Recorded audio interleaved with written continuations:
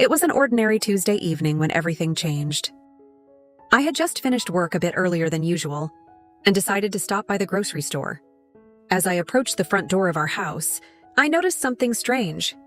Emma's car was parked in the driveway, but there were no lights on inside. Odd, I thought she was supposed to be home already. But it was too quiet. I unlocked the door and stepped inside. The house was eerily silent, except for the faint sound of muffled voices. Coming from the living room, my heart skipped a beat, and for a split second, a cold sense of unease washed over me. I couldn't shake the feeling that something wasn't right. As I stepped closer to the living room, I could see the faint glow of a television screen. But then I froze in my tracks. There she was, Emma, sitting on the couch, her back to me. And beside her there was a man. A man I didn't recognize, his arm draped casually over her shoulder, laughing in a way that sounded too intimate, too comfortable for a moment. Time seemed to stop. My heart pounded in my chest, and I felt a mixture of disbelief and anger rising inside me. It was like the air had been sucked out of the room. I hadn't expected this, not now. Not like this, I cleared my throat loudly, and Emma froze, her head whipped around. In an instant, her face draining of color when she saw me standing there. The man beside her jumped his feet, visibly startled, and quickly pulled away from her, his eyes darting between Emma and me. "Who is this?" I asked, my voice colder than I intended, but I couldn't help it. My entire body felt tense with fury. Emma stammered, trying to stand up. I can explain," she said, her voice shaking. But I wasn't sure I wanted to hear it. The weight of the situation hit me then. This wasn't a misunderstanding. This was betrayal. My wife had been lying to me. I stood in the doorway, frozen. The man who had been sitting next to Emma looked at me nervously, clearly realizing the situation had escalated quickly. I could see the awkwardness in his eyes, but it didn't matter. My focus was entirely on Emma. How could she do this? How could she let things get so far?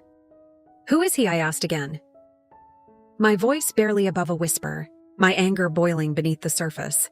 Emma hesitated, her lips trembling as if she were trying to find the right words. He's just someone I met recently," she started, her voice faltering. "I didn't want you to find out this way."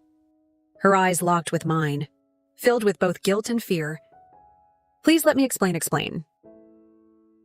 I repeated the word, tasting bitter on my tongue. "What could you possibly explain, Emma? I found you here with him. I've been married to you for years. And this is how you repay me." She stood up, walking slowly toward me. "I never meant for it to happen like this," she said, reaching for my arm. But I pulled away. It was a mistake, and I regret it. "Please, you have to believe me. I never stopped loving you. It didn't mean anything." I felt the sting of her words. "It didn't mean anything?" I asked, my voice trembling with disbelief. "But it's not about that, is it? It's about the fact that you betrayed me. You lied to me. How many times have you done this?" "How long has this been going on, Emma?" Her face turned pale. She could barely meet my eyes. "A few months," she whispered. "It started innocently, just talking. But it went too far. I don't know what happened. But it was my fault. I am so sorry." I took a step back, my mind racing. "You're sorry," I said, my words coming up bitter. "Sorry doesn't fix this, Emma. Sorry doesn't undo the hurt you've caused. How can I even look at you the same way again?" I could see the tears filling her eyes, but I couldn't bring myself to comfort her. Not now, not after what I just discovered. Her guilt and remorse only made the situation more painful. She reached out again, but I stepped back. "Please just leave me alone. I said I need time to think after the confrontation." Emma left the house to give me space, but I couldn't shake the images that kept running through my mind. I sat on the couch for hours, feeling like I was drowning in a sea of emotions. Anger, betrayal, confusion, and even a strange sense of disbelief. How could she do this to me? How would I miss the signs? I thought back to the little things, the late nights at work, the sudden excuses, the way she seemed distant lately. It had all been there, but I had chosen to ignore it. I had trusted her completely. and now it felt like that trust had been shattered beyond repair. The weight of it all was crushing. I had always believed in love and loyalty. But now I felt foolish I had built my life around Emma. Our plans for the future, our shared dreams. And now in one devastating moment, everything had changed. I wasn't sure who I was anymore or who Emma was. I spent the next few days trying to make sense of what had happened. I didn't want to talk to anyone. Not friends, not family. I kept everything bottled up, afraid of breaking down in front of anyone. I felt like a failure. How could I have let this happen? How would I not seen the signs? Emma called me multiple times. Sending text after text, she pleaded for me to talk to her, to listen to her explanation. But I couldn't bring myself to respond. Each time I saw her name on my phone, I felt a wave of nausea. I wasn't sure I could face her again. What was there to say? How could I ever look at her the same way? I knew Emma was genuinely remorseful. Her apologies were constant and sincere. But how could I trust them? How could I trust her? The thought of continuing in a marriage where trust had been broken so deeply seemed impossible every time I thought about it. A part of me wanted to walk away completely, to never look back, but another part, the part that still loved her, wanted to try. I was torn between the man I once was and the man I was becoming. The days dragged on, each one feeling heavier than the last. I couldn't escape the reality of what had happened. The house that once felt like a sanctuary now felt cold and unfamiliar. Every corner reminded me of the betrayal. Every memory of our life together was tainted. I had never imagined I would find myself here, questioning everything about the woman I had married, the woman I had trusted above all else. Emma continued to apologize, but nothing she said seemed to reach me. Each apology felt like another empty promise. I watched her break down time and again, begging for forgiveness, but it didn't change the fact that she had crossed a line that, in my mind, couldn't be undone. I had heard every explanation, every excuse, but I didn't know if I could ever forgive her. One night as I sat at the kitchen table, Emma sat down across from me. Her eyes were red from crying, her voice weak from the countless apologies she had already given. She looked different, broken, vulnerable, but I still couldn't find it in me to offer comfort. I know you don't want to hear this, but I need you to know that I will do anything to make this right, she said quietly. I know I destroyed your trust and I hate myself for it. But I love you, and I will spend the rest of my life trying to prove that. I looked at her, feeling numb. The woman sitting in front of me was a stranger, a woman who had chosen someone else over me. Her words echoed in my mind, but they didn't hold the same weight anymore. I don't know if I can keep doing this, I finally said, my voice strained. I don't know if I can keep pretending like everything is fine. Like I don't feel like a fool for trusting you.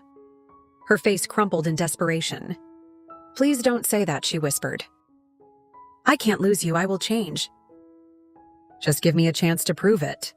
But the truth was, I didn't know if I could believe her anymore. The pain had sunk so deep that I wondered if it would ever fade. I stared at her for a long time, my heart heavy, knowing that this was the moment I had been dreading. The moment where I had to decide, I don't think I can do this anymore. Emma, I said, my voice shaking.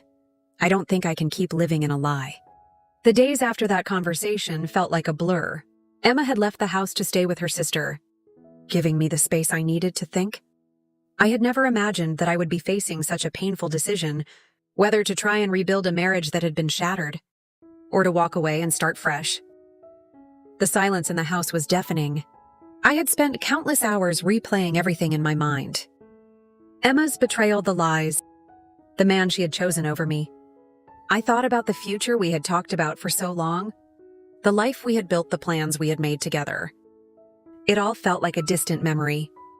But despite everything, a small part of me still clung to the hope that we could find a way back. Was it possible to rebuild trust? After it had been completely destroyed, could I forgive her? Or was I just holding on to a past that no longer existed? One evening, I decided to meet with Emma. She had been texting me nonstop, pleading with me to hear her out one last time. I agreed, though I had no idea what I expected to hear. We met at a small cafe, the place where we used to go on our first dates. It felt strange sitting across from her, the woman I had once trusted with my heart. She looked tired, her face pale, but there was something different in her eyes, a sense of acceptance, as though she finally understood the gravity of the situation. "I've been thinking about everything." Emma began, her voice quiet. "Almost fragile. I know I don't deserve your forgiveness. And I know that I've lost you in more ways than one. But if there's even a small chance for us to rebuild what we had, I'm willing to do whatever it takes." I stared at her, trying to read the sincerity in her eyes. I could see that she was truly remorseful. But the question remained, could I ever trust her again? After a long pause, I spoke. "Emma, I don't know if I can go back to what we had. What you did, it broke something inside me. I don't know if I'll ever be able to forgive you fully, but what I do know is that I can't keep living in this limbo. I need closure, and with that, I realized that it was time to move on. The relationship we had was gone, and no amount of apologies could undo the damage. I had to let go for my own peace. For my own future, I had to choose myself.